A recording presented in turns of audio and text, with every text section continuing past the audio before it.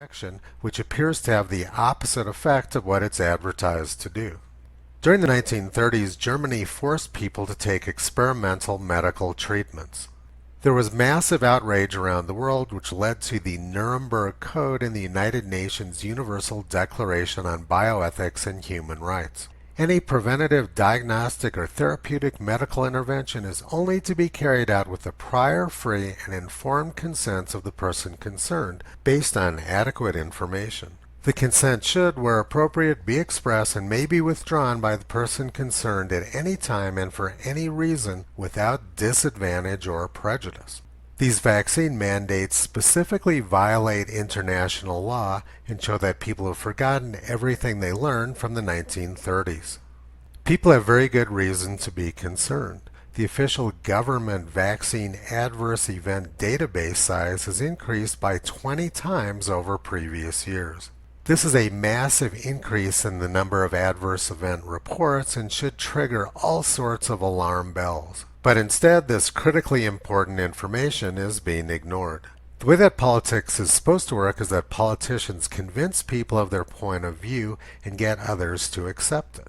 But no effort is being made to explain the problem or even acknowledge that it exists. Instead, we're receiving a non-stop barrage of lies, threats, and misinformation. Persuasion by the government has been replaced with violence. Control of the government has been completely taken away from the citizenry. Adverse effects have massively increased under Biden, but his poll numbers are way down.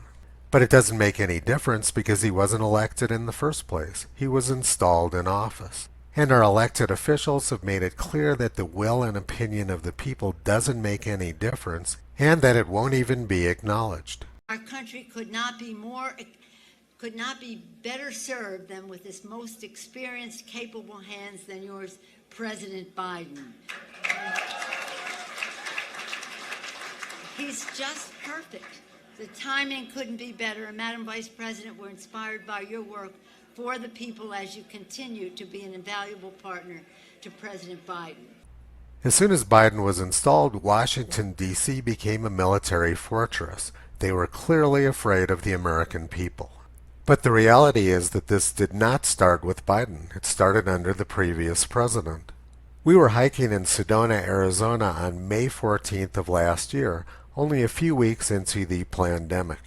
Somebody sent me a video clip of President Trump in which he said that they were going to use the military to distribute the vaccines. I was absolutely stunned when I heard this. There's never been a successful coronavirus vaccine, and all of a sudden President Trump was saying they developed one in about 8 weeks. People have always gotten vaccines at places like Walmart and Walgreens. Why was President Trump talking about using the armed forces to do the same thing?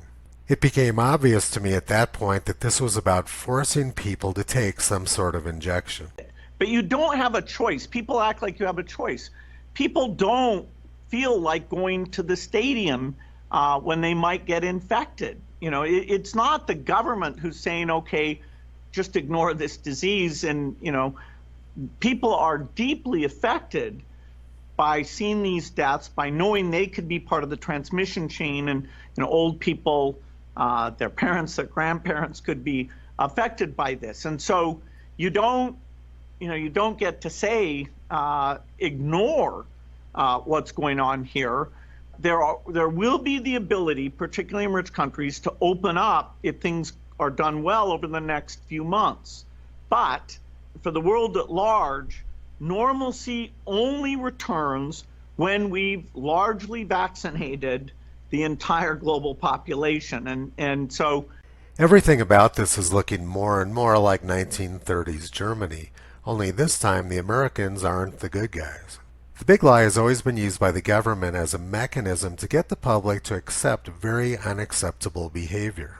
This includes tyranny, hatred, discrimination, fascism, and many times genocide. Albert Camus said, "The welfare of humanity has always been the alibi of tyrants." Toto has seen this coming for a long time and has been barking out his warning to other people. You can visit him,